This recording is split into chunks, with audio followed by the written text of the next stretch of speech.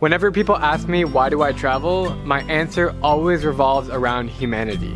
As much as I love exploring nature, eating new foods, and learning about history, nothing to me is more inspiring than meeting others and seeing how they are giving back to society and making a difference in the world. So in today's video, I'm going to tell you 3 stories about 3 inspiring people I've met over the years, and we begin in Islamabad, Pakistan. This is Master Ayud. I teach to every day child free.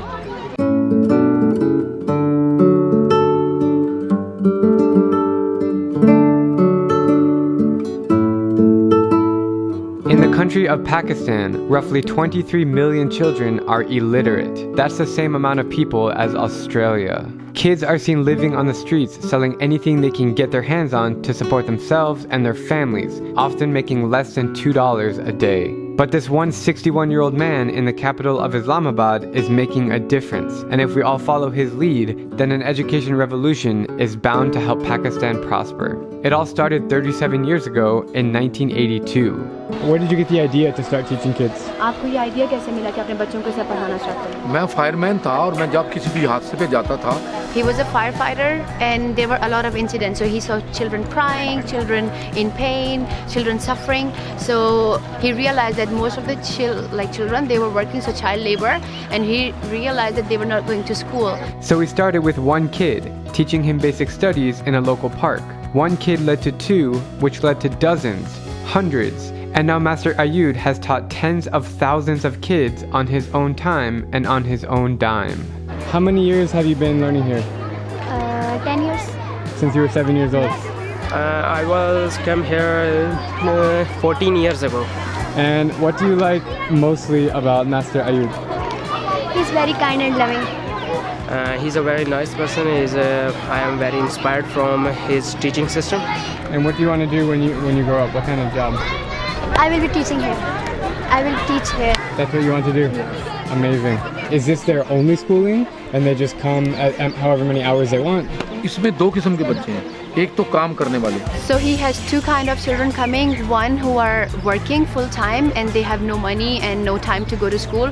And then the second are from poor family who go to government school but they do not have extra money to pay for the tuition because tuition in Pakistan is very expensive. What's the most rewarding part about your job? मुझे उन बच्चों को जो गरीब गुरबा हैं जो पढ़ नहीं पाते.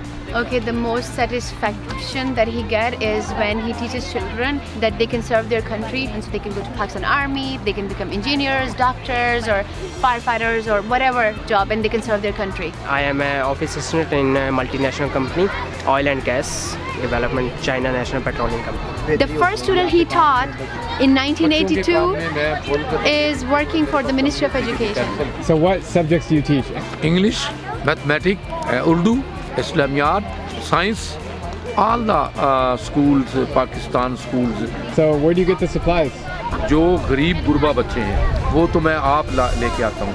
Okay, so he's saying that normally he buys everything himself for the unprivileged ones, but those who can afford to buy books and pencils, they buy it and they bring it.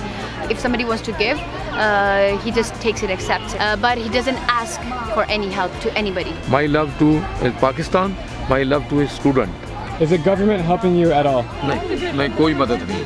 Government कोई किसी किस्म की नहीं. The government doesn't help him, but he has been recognized for his work. He has gotten gold medals. He has got medals from the Queen Elizabeth. He has been awarded from the civil defense, from the firefighters. When do you plan on stopping, or do you ever plan?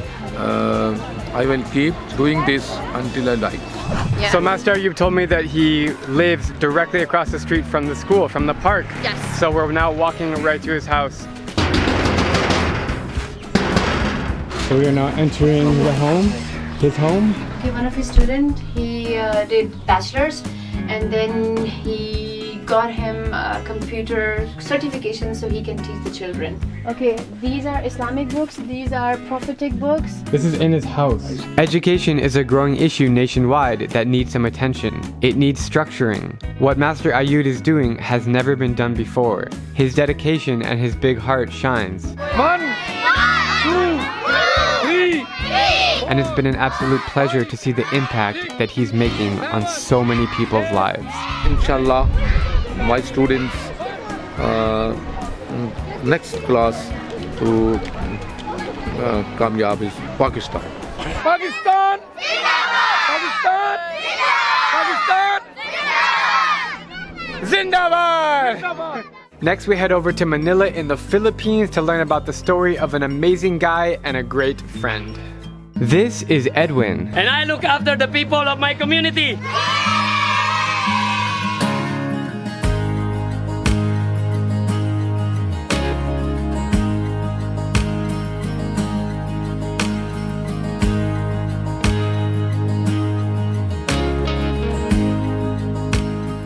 Edwin's community is called San Andres Bukid. It's Manila's smallest district by area, but the second most densely populated, with over 120,000 people crammed into 1 square kilometer. If you're fortunate enough to work, you'll make around $1 per day, but most people are seen just crowding the streets. You might remember Edwin from over a year ago. Hello everyone! Hello. Where I made 3 videos with him, surprising his people with gifts from your donations.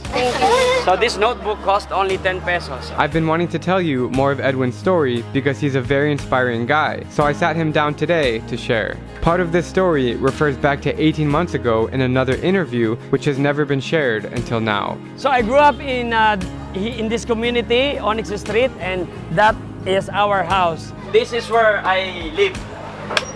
My family. When Edwin was 10, he was selling newspapers when he randomly met 2 Americans strolling through his neighborhood. And then while they were walking, I remember the movie G.I. Joe that I'm watching on TV. Yo, Joe!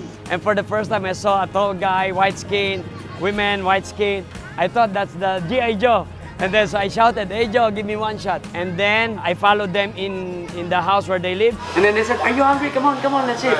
And then they found out that this kid is actually there selling newspaper so the kid can buy food. And then after that night, they said, from this moment on, we're going to help this kid. And they would invite this kid to watch movie, to eat in the restaurant, everything. And then after 1 year, they said, "Hey, we are going to leave and we're not coming back anymore." And they said to this kid, "You can write whatever you want to say, and then in front, this is our address." And then they left. And then I keep communicating from letters, long distance call.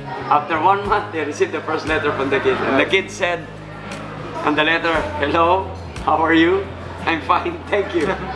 The kid is trying to speak English in spite of difficulties. And then they keep writing to each other. 1 month, 2 months, 6 months, they kept writing. And then 1 year passed by, they kept writing. They continued helping me by sending money so I can go to school. And then I decided that because of their care, I decided, okay, I'm not going to waste this opportunity of their help. So I went back to school. And the kid wrote again, "I'm going to high school." The kid went to high school, finished it, became a teenager. And the teenager said, "I'm going to university." The teenager went to university and finished it. Now there's a question for every one of you here. The story happened a long time ago. Now I have a question for you. Where do you think is the kid now? That's you? That's you.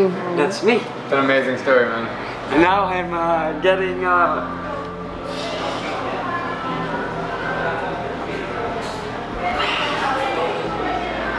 okay, sorry. Good.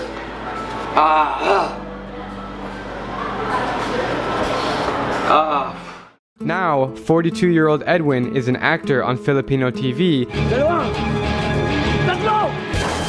And he runs True Manila, an organization to give back to those living in his community. There's a lot of kids out there, and if no one helps them, they will end up like the other kid who's with me.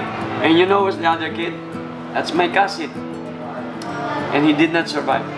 He got shot by a guy with a gun in the chest. He got stabbed, and even all of my other friends. They didn't survive? They didn't survive. They have a terrible life. They have 4 kids, 5 kids. The job is just painting houses. They live in a very small house like this big. And this is why I'm doing this, because I know there's a purpose why I met these 2 foreigners. I will not become the person I am now without their help. True Manila is about seeing what's the reality and acting quickly. Because you see the True Manila and then you should not ignore it. You should do something to help. Even if you're not rich, you can do something. Everyone knows him on the streets because he has supported so many of them in so many ways. He truly has a heart of gold. Today, we're gonna do a 4th episode of True Manila, donating a bunch of clothes and food to the kids. We have 4,000 pesos here, and we're about to buy Christmas shirts for the kids going to school. Yes, the first one where we're going to buy the food is from Nanay, from Lola. Spaghetti. Merry Christmas. This is palabok, and then we're going to buy it all. Magkano tonight? We just got 6 meals for $2, including a 10 peso tip for the grandmother. Let's go inside. We loaded up on shirts, shorts, and sandals from the market. She gave us a discount, 50 pesos each, instead of 75. 1, 2, 3, 4, 5. And then headed back outside to get more meals for the kids. We're buying 10 more freshly cooked food, rice and corned beef, you know? With our hands full of gifts, tons of shirts, tons of shorts, tons of sandals, we hopped on a tricycle to meet a select group of kids. And when we finally arrived, they were all gathered around watching our old True Manila videos. It was a very touching moment.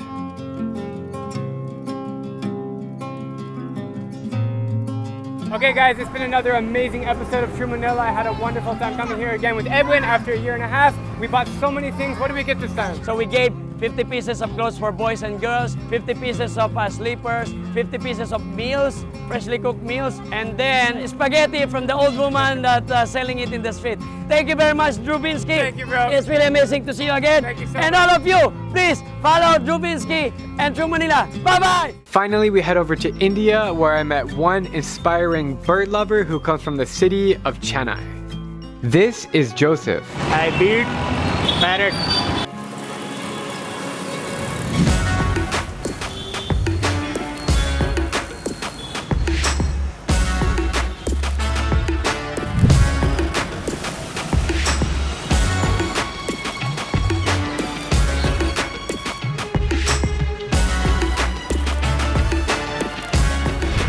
A native of Chennai, India, 66-year-old Joseph, known locally as the Birdman, started feeding birds when they appeared on his rooftop after the huge tsunami hit Tamil Nadu in 2004. 15 years back, almost 20 years, 25 years started, and his parrot is coming to the tsunami. The word spread quickly among the bird community, and before he knew it, Joseph was providing food for up to 6,000 parakeets every single day. Every day, 2 times or for day or 2 times. Only single man army.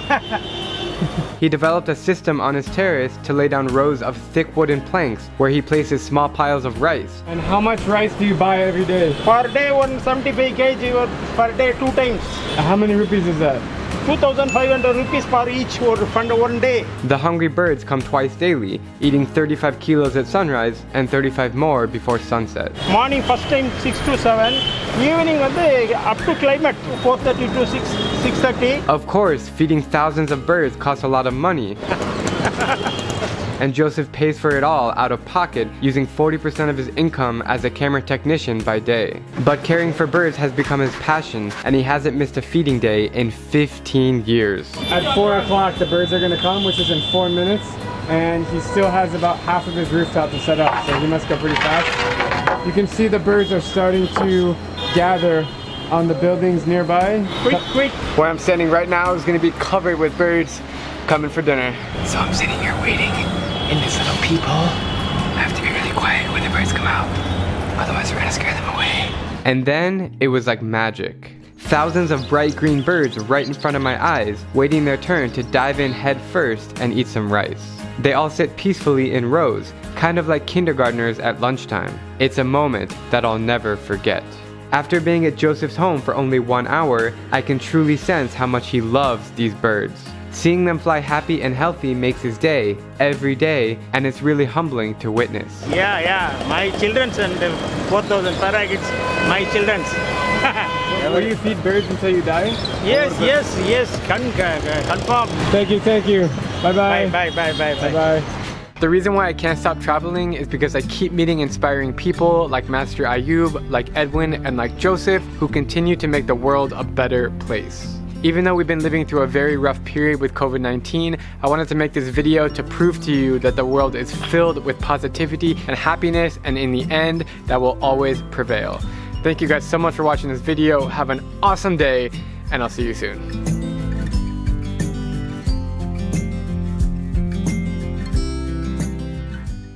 I'm Drew Binsky, and if you like my travel videos, please click subscribe and join me as I plan to visit every country in the world.